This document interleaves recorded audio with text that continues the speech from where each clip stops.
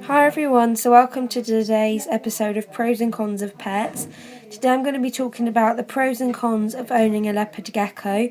I will also be doing the pros and cons of owning a hamster, fish and dogs, but I'm not sure when those ones will be up. So I hope you enjoy today's of pros and cons of owning a leopard gecko.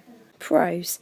Leopard geckos are really low maintenance pets. They just take a simple setup, a simple couple of things like a heat mat, a hut, a cool hut, a water dish and a calcium dish.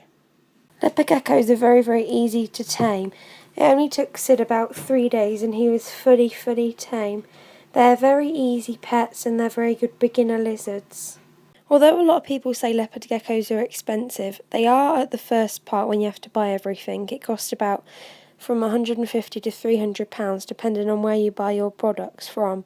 But after that they're relatively cheap. I spend about £3 a month on Sid, that's his food, and his calcium lasts me ages. They're quiet and they're calm and you won't hear a noise out of them.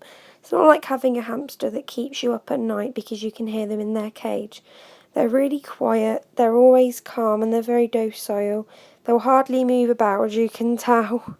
Every leopard gecko has a different unique pattern, whether it be swirls, blots of colour or different dots. You have no two leopard geckos that are exactly alike, especially in their tail. Leopard geckos are very friendly pets. They love being handled when they've been tamed and looked after right, and they don't mind coming out to play. They're very friendly. Now to some cons. Leopard geckos do eat gross things like live food. They can eat locusts, worms, crickets and a variety of other things. I feed Sid mealworms and waxworms, but I'm going to be moving him on to some superworms for a change. It's a shame that the things they eat are so nasty. Leopard gecko's diet is very important.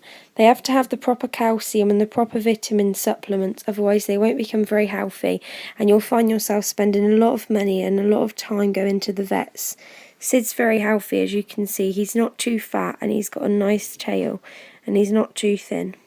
Leopard geckos scare very easily, and because when they're scared they can drop their tails.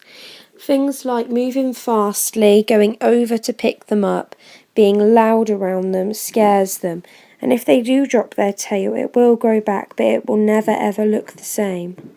Leopard geckos do shed their skin like any other reptile, but you have to be careful with them because if it gets stuck tight around toes, their toes can fall off, so that is one thing you have to constantly be aware of when they are shedding. You cannot keep two male leopard geckos together, which is a shame because I'd have loved to have two, but you can't because they'll fight and become territorial. However, you can keep two females together, or a male and a female if you don't mind the fact of litters or if you're going to be starting breeding. Overall, leopard geckos make absolutely brilliant pets. I absolutely love them and I would recommend them as any beginner lizard. I hope this video helped you and I hope you enjoyed it. Thanks! But remember, before you buy leopard gecko, you do need to do a lot of research, as there is a lot you need to know and might not know, and might not get the information just from one simple care leaflet. But they are awesome pets, and if anyone needs any help, I'm here for you. Just message me on YouTube or comment below if you have any questions. Thanks again.